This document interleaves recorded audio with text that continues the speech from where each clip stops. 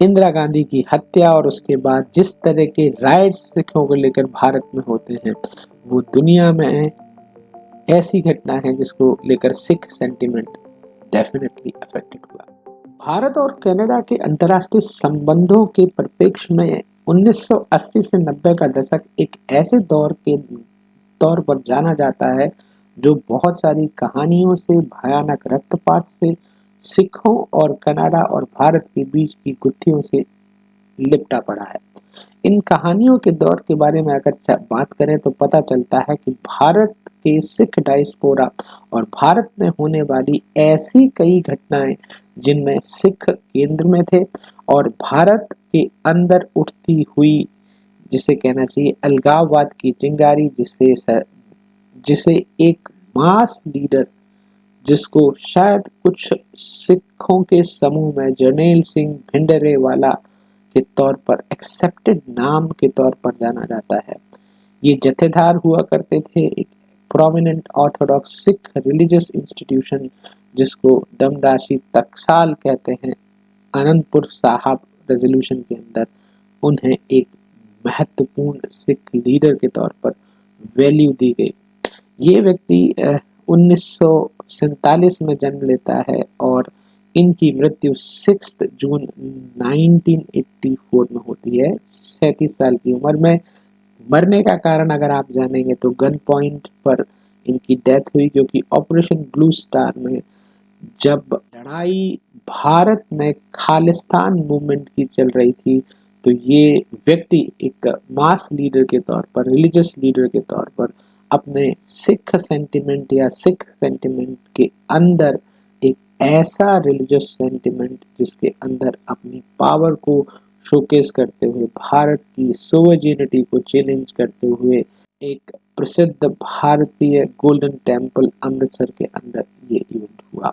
इस इवेंट की बैकड्रॉप को अगर हम समझने की कोशिश करें तो भिंडरेवाला एक ऐसे ग्रुप मूवमेंट का शिकार हुए जो गोल्डन टेम्पल के अंदर,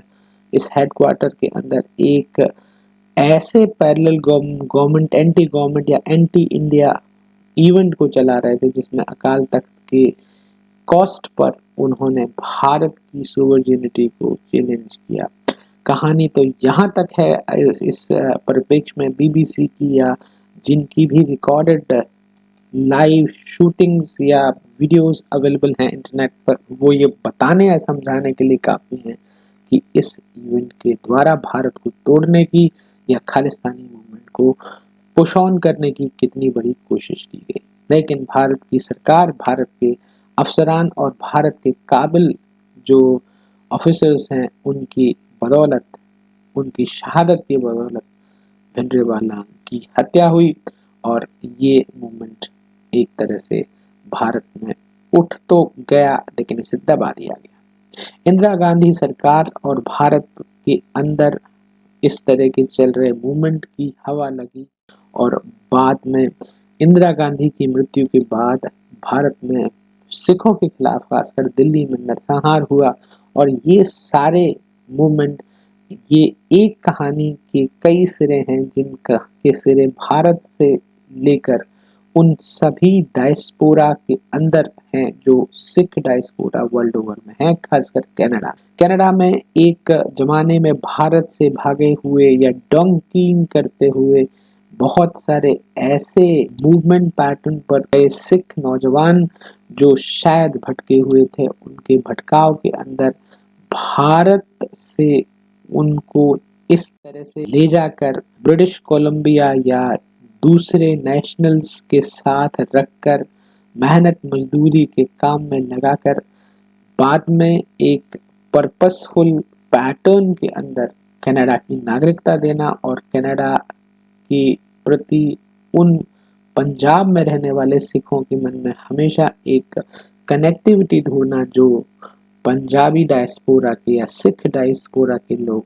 दुनिया भर में आज भी भारत में पढ़ने वाला एक नौजवान सिख जो सरदार है, उसका व्यू पॉइंट ऑफ लाइफ और सक्सेस है कि वो कनाडा जाकर पढ़े, कनाडा जाकर कुछ काम करे।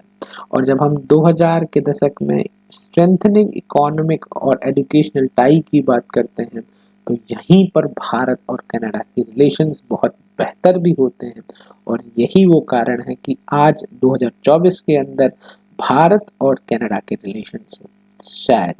दुनिया में भारत और कनाडा के रिलेशंस के लोएस्ट पर। साथियों, स्ट्रेंथनिंग इकोनॉमिक और एजुकेशनल टाइज की बात करते समय इस बात को हम गंभीरता से समझ रहे हैं कि दुनिया के किसी भी देश की तरक्की तब तक नहीं हो सकती जब तक वो दुनिया भर के साथ पारस्परिक संबंध, अंतर्राष्ट्रीय व्यापार और इस तरह के बायलैटरल एग्रीमेंट्स या ट्रेड्स के साथ रहे जो उसे और उनके साथी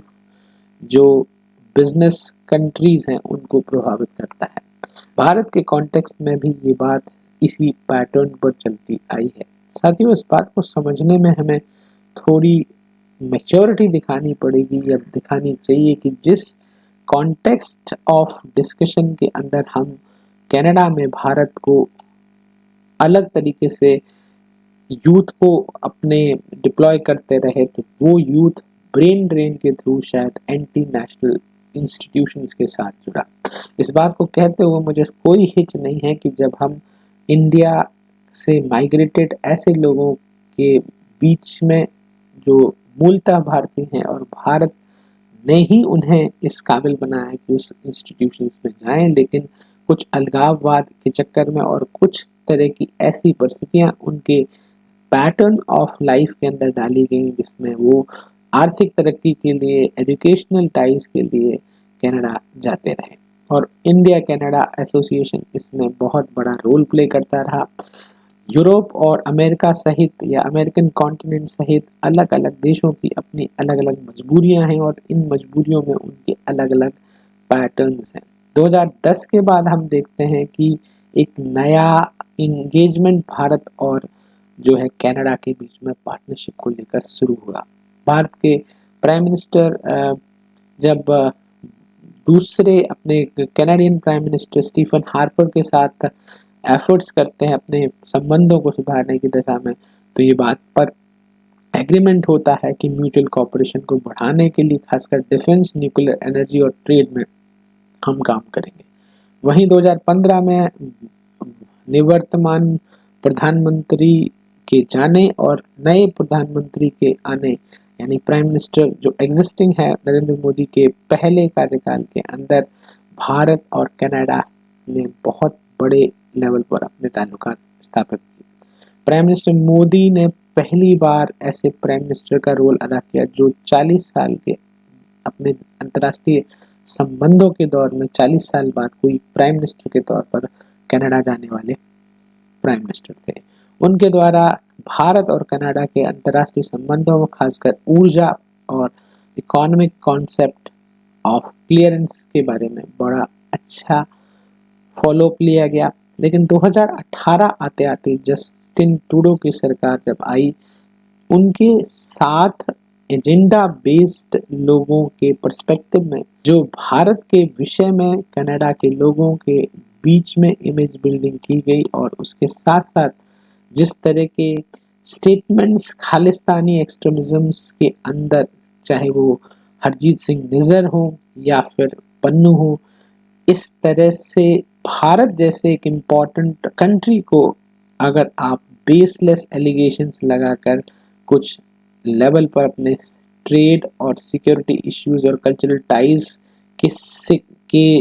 लेवल को दरकिनार करते हुए अगर इस तरह की बात करते हो तो भारत जैसे देश को अपने अंतर्राष्ट्रीय संबंधों में खटास बर्दाश्त होगी, लेकिन नेशनल सिक्योरिटी पर भारत जैसा देश कभी भी कोई कॉम्प्रोमाइज नहीं करेगा और यही भारत का स्टैंड था। 2020 आते आते या 2018 17-18 के बाद से ट्रूडो सरकार का आना, कनाडा में वामपंथियों का आना और भारत के नागरिक जो एक समय कनाडा में हुआ करते थे जो डोंकिंग करते हुए एक बार कनाडा पहुंचे, जिनको एक समय कामागाटा मारू इवेंट से वो अलाउ भी नहीं कर रहे थे, रेजिस्टेंस भी हुआ, जिसके खिलाफ विरोध भी हुआ, लेकिन बाद में इन्हीं नागरिकों को वहां पर स्वीकार्यता मिली और इन नागरिकों के कॉन्टेक्स्ट जहाँ पर हम क्लैरिटी से बोलें कि इंटरनेशनल एसोसिएशन जो भारत को तोड़ने वाली शक्तियां काम कर रही हैं, उनके द्वारा भारत के विरोध में ऐसे शक्ति संपन्न देशों के साथ फंडिंग के थ्रू भारत के खिलाफ ऐतिहासिक साजिशें रचने के कॉन्टेक्स्ट से चीज़ों को एड्रेस किया गया। 2020 की वो घटना जहां कोविड प्रोटोकॉल के बाद 2021 जनवरी के अंदर आपने देखा होगा कि लाल किले के पास किसान आंदोलन के शेप में क्या हुआ। कुछ लोग दबी जुबान में कहते हैं और कुछ लोग ये कह देते हैं कि ये चीज़ें विदेश से प्रायोजित थी। अंतर्राष्ट्रीय संबंधों में कनाडा समेत भारत में बसे हुए अप्रवासियों में हिंदुओं के खिलाफ खालिस्तानी मूवमेंट करने वाले लोगों का भारत का विरोध, हिंदुस्तान का विरोध और हिंदू समाज का विरोध और उन लोगों का विरोध जो डेफिनेटली भारत के खिलाफ हैं और एक तौर पर खालिस्तानी समर्थक होकर देश को तोड़ना चाहते हैं। एक बेटर वे फॉरवर्ड की तरफ भारत अगर कनाडा के साथ जुड़ना चाहता तो उसके लिए कनाडा को भी अपने ओर से हामी भरने की आवश्यकता है। 2020 से लेकर 2024 तक के अंतर्राष्ट्रीय विपक्षी संबंधों में ट्रूडो साहब के व्यवहार, आचार और खालिस्तानी लीडर्स या उनके नागरिकों का भारत के खिलाफ विरोध और भारत के खिलाफ खालिस्तानी मूवमेंट को लेकर भारत की अखंडता और एकता को तोड़ने की साजिश भारत और कनाडा के अंतर्राष्ट्रीय संबंधों में अब तक की एक बड़ी खाई थी। इस खाई पर कई लोगों ने या कई कंट्रीज ने other than that of Canada, Australia, Germany, France, ऐसे कंट्रीज में जो खालिस्तानी मूवमेंट के को मानने वाले लोग थे, उन्होंने भारत की बड़ी ही बेशर्मी से बेइज्जती की और इसको लेकर भारत की सरकार का रुख बदला और ये बदलाव आवश्यक भी था।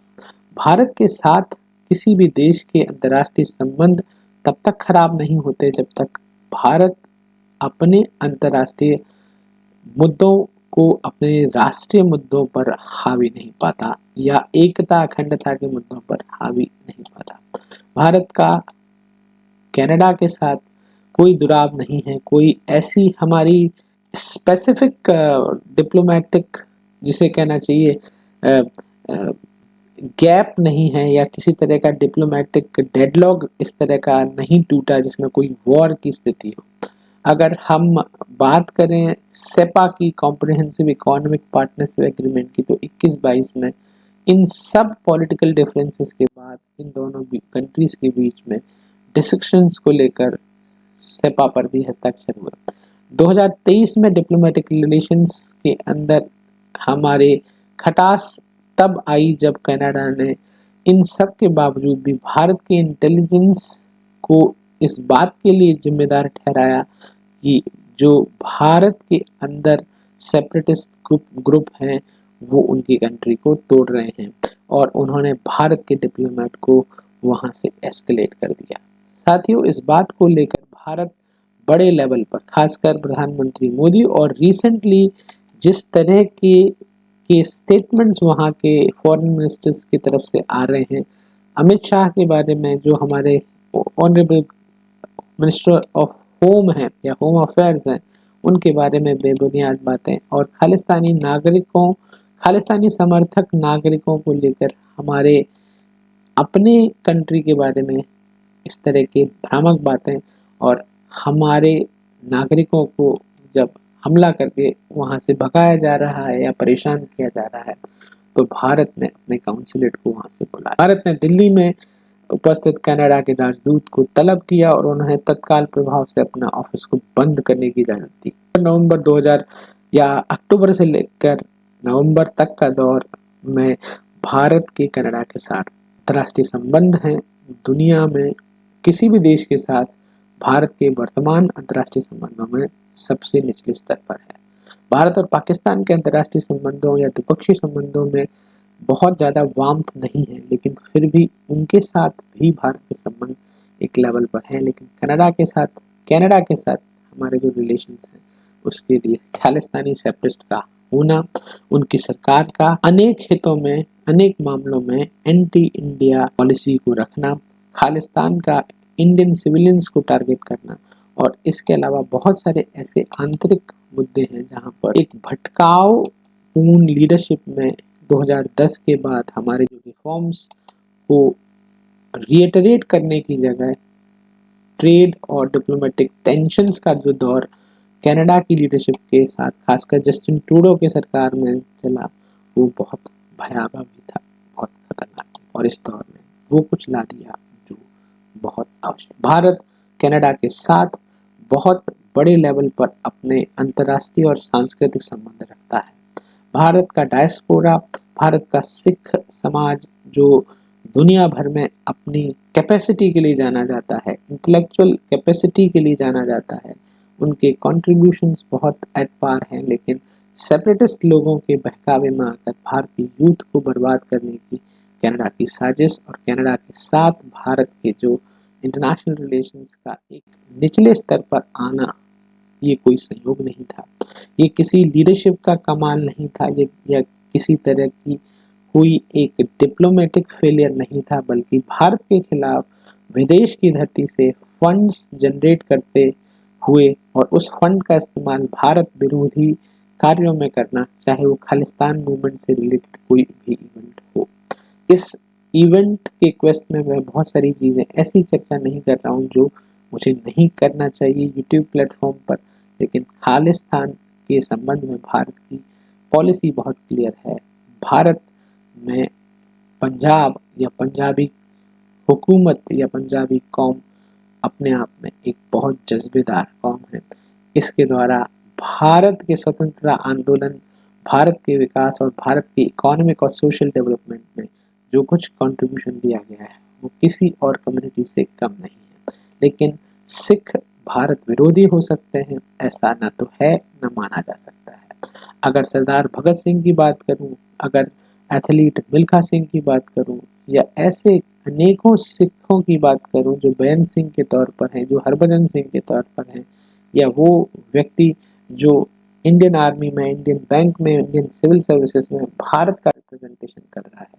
वो एंटी इंडियन नहीं हो सकता। एंटी इंडिया मूवमेंट के अंदर अगर कोई भी देश भारत को चैलेंज करेगा तो ये भारत का राइट और भारत की ड्यूटी दोनों है कि भारत उससे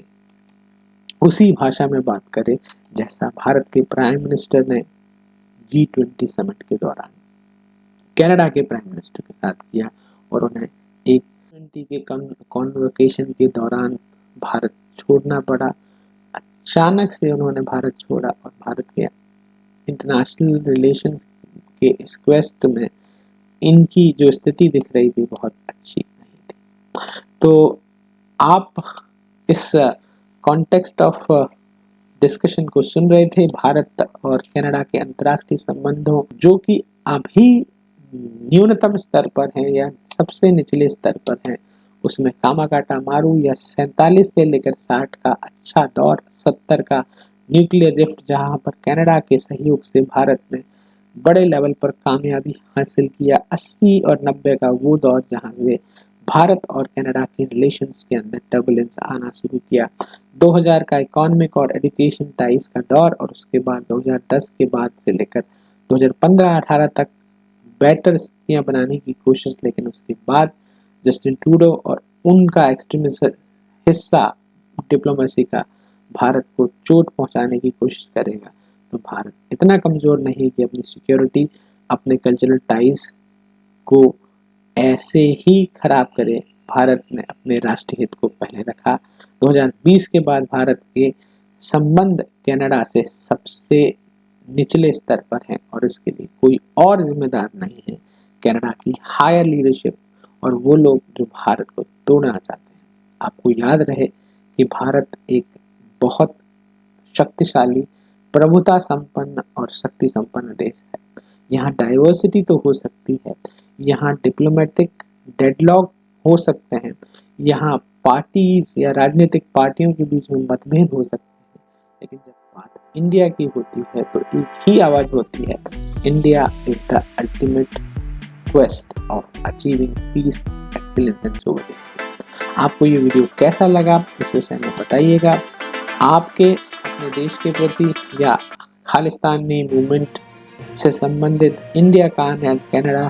मुद्दों पर मेरी चर्चा आपको कैसी लगी। अगर आपकी कोई क्वेरी है तो ज़रूर मेल करिएगा, कमेंट बॉक्स पर कमेंट डालिएगा। इसके अलावा भारत के विषय में या कनाडा के विषय में अगर आप और कुछ जानना चाहते हैं तो जरूर करिएगा। आपने वीडियो को देखा, चैनल को सब्सक्राइब किया, वीडियो को लाइक किया, शेयर किया, आपका धन्यवाद। अगर आप ऐसा नहीं कर पाए हैं तो जाइए और बेल आइकन दबाइए। नमस्कार।